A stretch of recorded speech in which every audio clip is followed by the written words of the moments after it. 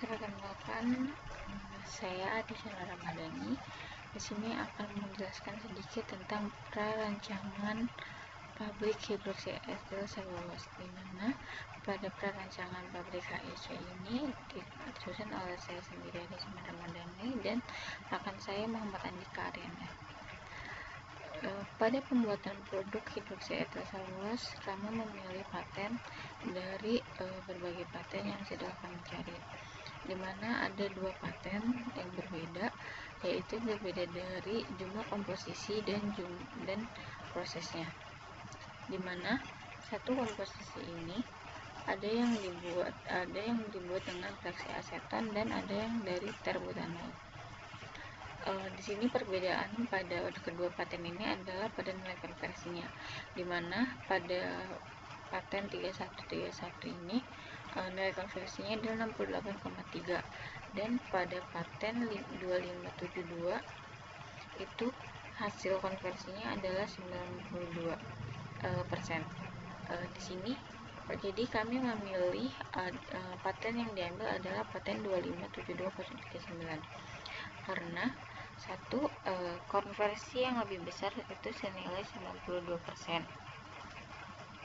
Lalu untuk jumlah produk yang sama hanya memerlukan bahan baku yang lebih sedikit dan biaya untuk bahan baku menjadi lebih kecil.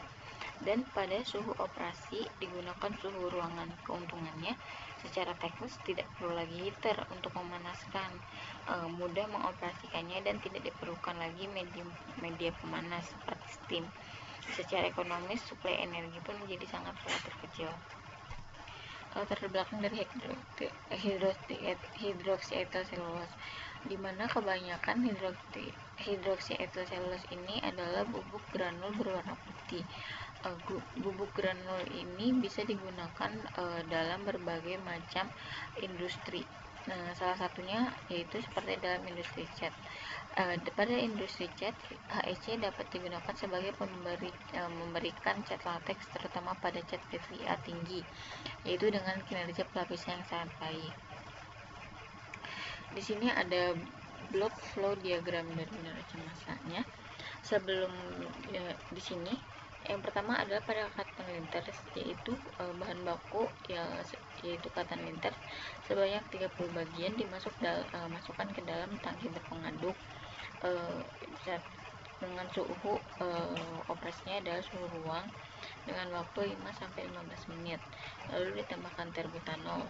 Lalu lanjut ke pada pengadukan yang kedua, yaitu pada suhu ruang yang sama pula dengan waktu yang lebih lama, yaitu 30 menit, dan ditambah dengan NaOH 20% sebagainya. Selebihnya nanti akan bisa dilihat. Lalu di sini penentuan kapasitas produk, penentuan kapasitas pabrik, di mana pabrik HEC ini di Indonesia belum ada pendiri yang mendirikan pabrik HEC ini di Indonesia. Hampir rata-rata semuanya adalah di luar dari Indonesia. Makanya di sini pabrik dalam negerinya masih kita kapasitaskan 0 karena kita belum mengetahui datanya. Di sini ada data ekspor impornya, nilai konsumsi dan proyeksi, di mana konsumsinya itu dengan data rata-rata pertumbuhan sekitar 19,961%. Lalu untuk proyeksinya, di sini kita menggunakan produksinya masih 0, dan peluangnya itu adalah sekitar 1.344,91 ton per tahun. Lalu kita di sini mengambil kapasitas produknya adalah 5.000 ton per tahun. Alasannya karena pabrik belum ada di Indonesia, sedangkan ini dilihat dari kapasitas terkecil pabrik HEC di Asia. Nah, di sini dari Asia yaitu ada yang 15.000 ton, ada 30.000 ton dan 5.000 ton. Ini yang paling kecil, makanya kita ambil adalah 5.000 ton untuk memenuhi untuk mensamaratakan dengan yang ada di Asia. Lalu di sini ada neraca massa kapasitas pabriknya. Dari yang kita menggunakan kapasitas pabriknya adalah 5.000 ton per tahun yang telah kita ambil dari peluangnya. Di sini ada proses neraca massanya, ada mixing yang pertama, Hasilnya itu kita balance dengan nilai 562,107,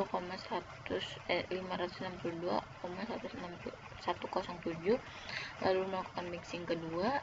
Ada mixing yang ketiga, kita melakukan mixing sampai 3 kali, lalu baru masuk ke dalam reaktor. Lalu selanjutnya dalam centrifuge, sini sudah hampir rata-rata sudah balance semua.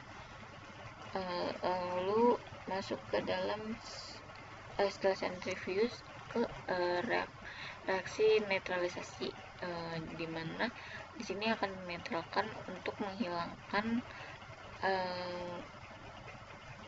menghilangkan asamnya yang menjadi nanti yaitu garam asetat. Lalu di sini ada pencucian dengan metanol 70%, ada di centrifuge lagi, lalu dilakukan pencucian lagi dengan metanol 70% lagi, lalu di centrifuge, dan akhirnya selesai sampai drying.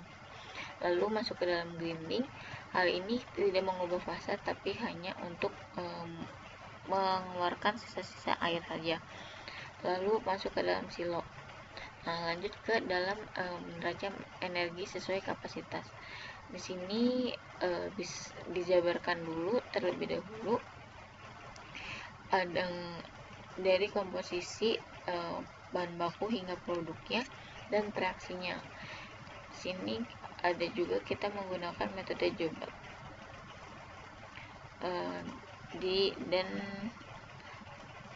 Banyak dari neraca energinya. Yang pertama pada proses mixing dengan ketan-linter dan terbutanolnya, dimana nilai hasilnya balance. Lalu yang keduanya sama, mixing lagi dengan hasil yang balance. Lalu ketiga, mixing terbutanolnya dengan ethylene oxide yang menjadikan HEC. Hasilnya pun balance. Terus pembentukan HEC-nya pada reaktor. Di sini bisa dapat dilihat hasilnya juga balance. Lanjut pada proses yang selanjutnya, centrifuge, hasilnya balance juga. Terus reaksi netralisasi, hasilnya balance. Pencucian metanol balance, centrifuge-nya juga balance, sampai akhirnya pencucian tank terakhir. Maaf, untuk pada yang ke-8 ini bukan not balance, tapi balance belum diganti. Ini hasilnya balance semua. Sekian dan terima kasih.